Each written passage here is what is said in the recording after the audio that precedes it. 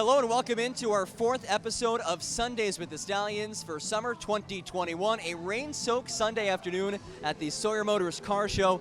It's a great day for cars, maybe not so much for baseball, but nonetheless, we are so excited to be joined by New York State Senator Michelle Hinchey. Senator Hinchey, thanks for joining us. Thank you. Happy to be here. John Gross alongside Jake Starr, and Senator Hinchey, can you please pass a law that limits rain to once a week? I'm trying.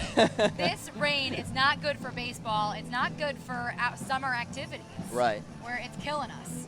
So But at least we're here at the car show. At least it's still happening, and people.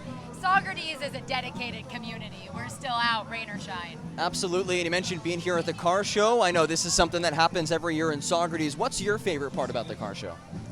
I just love seeing everybody use our town and come together, right? To have the streets blocked off, to have so many vendors, the small businesses, people walking around, talking to each other, seeing the awesome cars that we have. It's just another example of an awesome community event that Saugerties has, and people always show up, and it's a good thing to be a part of. Now, after a year like we had last year, just to get an opportunity to come back out here, gather around with the community, all the events we've had. Last week was the 4th of July. This week we have the car show. Maybe tonight will be a Stallions game. Maybe not. Looking at Fingers crossed. The weather behind us, fingers crossed. How good does it feel just to kind of see your community just coming together after everything we've been through the last year? It feels great, especially not being able to have the car show last year. The car show is a staple of Saugerties. It has been for years. And, one of the, I think, beautiful things that came out of the pandemic was how towns like Saugerties really banded together, right? Our small businesses delivered meals and brought food to people who needed it, people who couldn't leave their houses. People were doing takeout from restaurants to make sure that they were still in business. Everyone was checking on their neighbors. Towns like ours really come together in times of crisis. And so to be able to now be hopefully at least a bit on the other side of it, hopefully really moving towards the end of this pandemic, to be able to celebrate that, it just makes events like this even more special because we can see each other in person and we can remember how good it feels to be in the community that we love. Do you have a favorite car, whether it's a car here or just in general? Do you have a favorite? I do. Okay. The cars here are probably are obviously much more vintage and much more special, but I have a 2005 Mustang convertible that I inherited from my dad.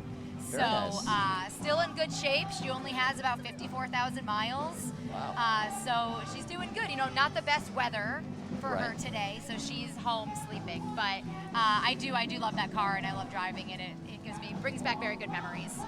So let's talk a little bit about your campaign. I know this is your first term as a state senator. What was it like campaigning in the midst of this pandemic? Yeah, it was definitely a challenge. I got into or wanted to run and wanted to get into public service because it's about bringing people to the table and connecting with them, hearing stories, hearing challenges, and hopefully then being able to enact change that will help them. And in a pandemic, when you're home, it's harder to connect with people. It's harder to hear all those stories. So it was definitely a challenge, something I didn't think we were going to be dealing with when we got into the race in September of 2019. But at the same time, I don't think there's ever been a more important time to run for office or to be in office because the challenges we face not only are so great, but are really shown. They've been laid bare. And being now in this position gives me the ability to enact on that and to act on that. But it was definitely an interesting experience doing everything via Zoom. Although one thing I'll say, it made it a little bit easier. Our district is 5 counties. We go from Montgomery County to Ulster County, and so the drive time is pretty extreme. And so to be able to do events or meetings in Montgomery County, Greene County, and Ulster County, and then have a meeting in Schenectady County on the same day was really helpful. And kind of to piggyback off that, so obviously you won the election back in November, began your first term earlier this year. You're about 6 months, about halfway through your first year. What have been some challenges, what have been some surprises that you kind of learned along the last 6 months that maybe you weren't expecting going into it? Yeah, the challenge really is being remote. A big part of the job is also building relationships with our colleagues. Many of my colleagues come from communities that don't look like Saugerties, that don't look like upstate New York. And a big reason why I ran, and one of the things I have to do, is educate them on the kinds of issues that we're facing, and making sure that they know so that we can get adequate funding in the budget, we can get our issues solved, and not being in person to have those conversations definitely, could set that back. We did a lot of work to make sure it didn't, setting up Zoom meetings with our colleagues, showing up in Albany for every session day to catch anyone who would be there, was important. But I think one of the surprises for me was really also just in a positive way was how receptive my colleagues were to the issues that we were facing. I would show pictures of roads that were washed away in a storm we had, worse than this one, but when you have a lot of rain, it could happen now too. Talking about the broadband issues, that houses actually don't have broadband, that don't have internet, and their kids are learning from home. A lot of my colleagues didn't realize those things, so to be able to talk to them and have them be so understanding and really excited to help us solve them was great, and something I didn't know I'd be walking into. I'm curious, I know your dad was a prominent U.S. representative from this district. How much did that inspire you growing up around politics with your dad in public service? How much did that inspire you and motivate you to do what you're doing now? Yeah, completely. I mean, I grew up, as you said, my father was in the assembly, and then when I was about 7, he ran for Congress. And so he was in public service my whole life. And that showed me really early on the kinds of positive impacts you can have in people's lives, in your community, with hard work and dedication and compassion and bringing everyone to the table. And, on the same side, I also saw the challenges too, right? And, we'd go back to school shopping at the Hudson Valley Mall, and a trip that should have taken maybe an hour would take like 3 or 4 hours because we would stop and talk to everyone who approached us. And I'd hear everything from, different challenges that they'd be facing. You help me stay in my home, I can't get my veterans benefits, and that really shapes your worldview.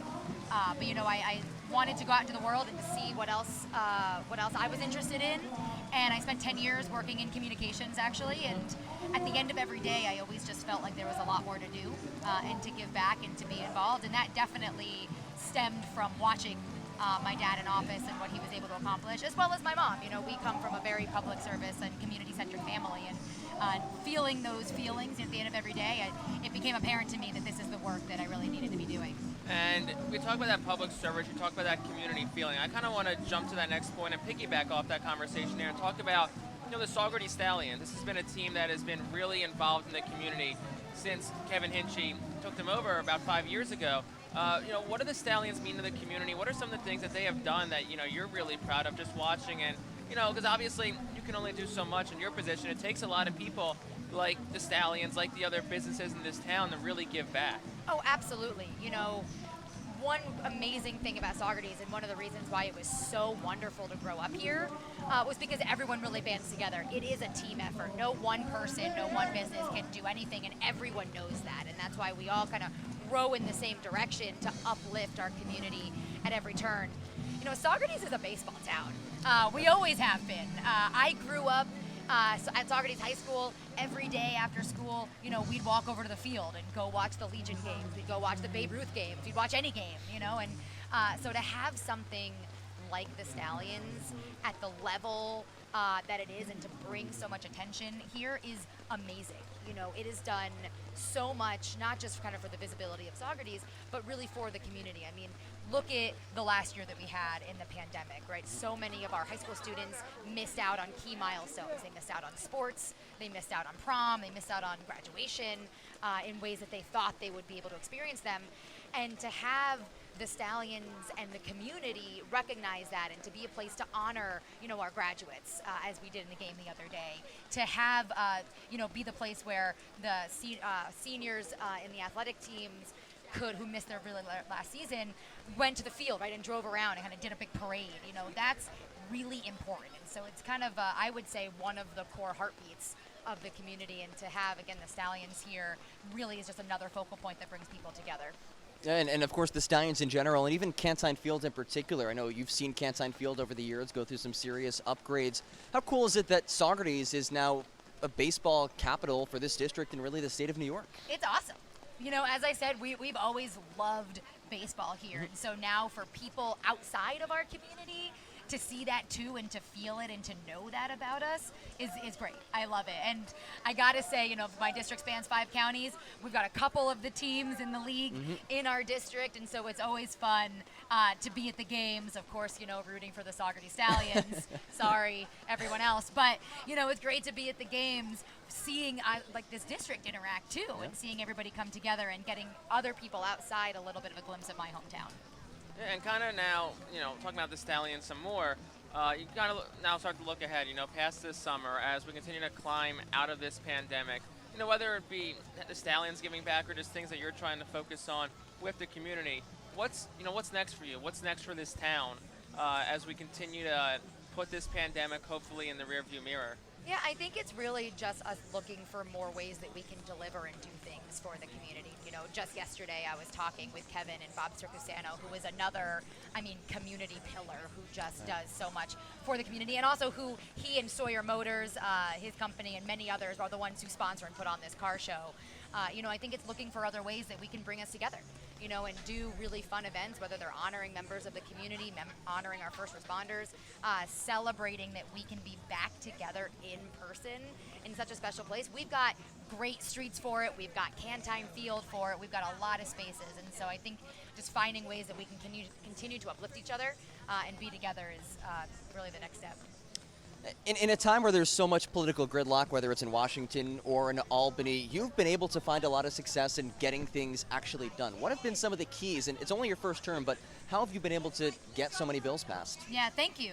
We were able to pass, it's my first term, as you said, I've only been in, our legislative session was 6 months, so it was my first 6 months.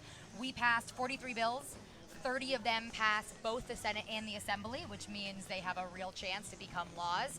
And 80% of them had extreme bipartisan support. They were actually 80% of them passed unanimously in the entire, all 63-person Senate. And that means a lot to me, because it means that the issues that we are talking about and the things that we are trying to improve, they're not partisan issues. They're just things that haven't gotten enough attention in communities like ours. We have bills to make sure that there's better healthcare equity in places like upstate New York. We have bills to expand broadband service. If you lived in a community without proper access to the internet, you knew that was a problem. I think in the pandemic, everyone realized that was a problem. But there's still challenges to do that, and it costs money. And so we just passed a bill to be able to do that passed nearly unanimously in the entire Senate. I think it's been elevating and educating my colleagues on these issues and why they're important. It's been putting faces to names, really, making them tangible for people to understand, showing them pictures of roads that washed away so they understand that CHIPS funding and infrastructure funding is really important. It's telling them stories about the farmer who lost both of his legs in a farming accident and only survived because a Pennsylvania air ambulance helicopter came to the rescue as opposed to a New York one, because New York can't transfuse or distribute blood. That's a bill of ours that we passed. It's things like that, giving people kind of the understanding of why these things are so important and how they directly impact lives and make the entire state better. I think that's been a key to our success. Is there a piece of legislation that you're most proud of?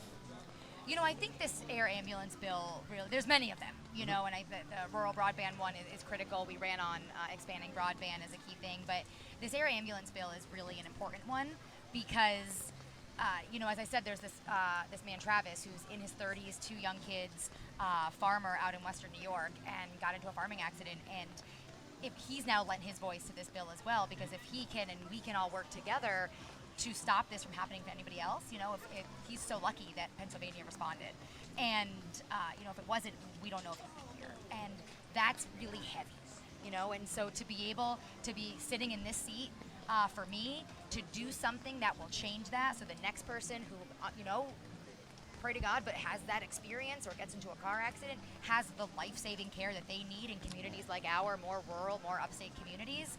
That's a real profound change, and so to be able to pass that, again, in both houses really means a lot. And you talked about the bipartisan support, and just to hear that is awesome. And one thing I've kind of experienced talking to especially a lot of local politicians is how important the bipartisan aspect is of it.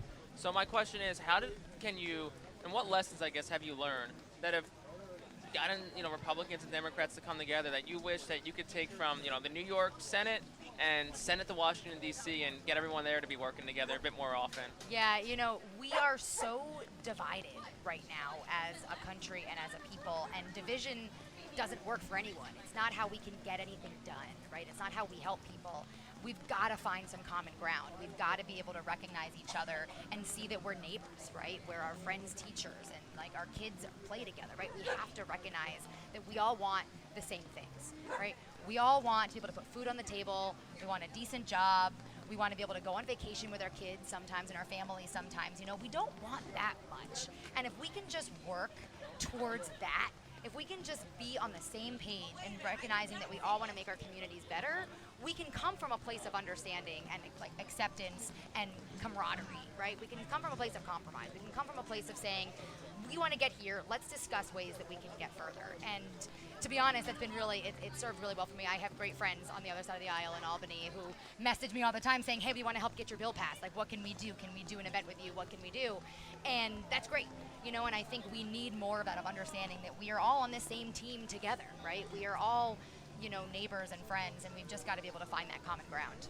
It is so refreshing to hear that. Just with everything going up politically, it is great to hear that. I want to give you a chance to give a sales pitch to maybe tourists out there, businesses out there who are considering moving or maybe coming to the Saugerties area or this district. Why is this the place to be?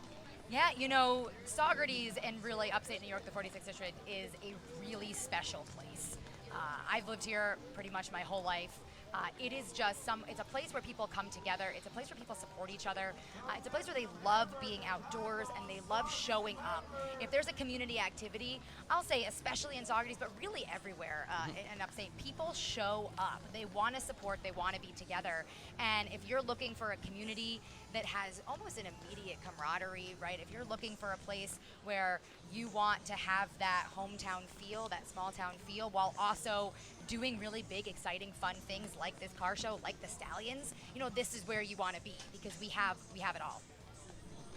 All right, and lastly, where can people get in contact with you if they ever want to reach out to you? Yeah, absolutely. So people can check out our Senate website. It is Hinchey, Hinchey,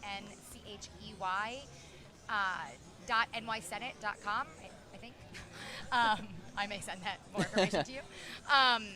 But also send us an email. You know, our email address is hinchey@nysenate.com. And find us on social. You know, we've got Senator Michelle Hinchey, Senator Hinchey across all social handles, and Michelle Hinchey too. We've got both of those handles across all of our social pages, and we give updates all the time of the legislation that we're passing, that we're pushing, the events we're going to, the people we're talking to, the small businesses that we're frequenting. We try to put everything out there to be as transparent as possible. Awesome. Well, New York State Senator Michelle Hinchey. Senator Hinchey, thank you so much for joining us today. Thank you for having me.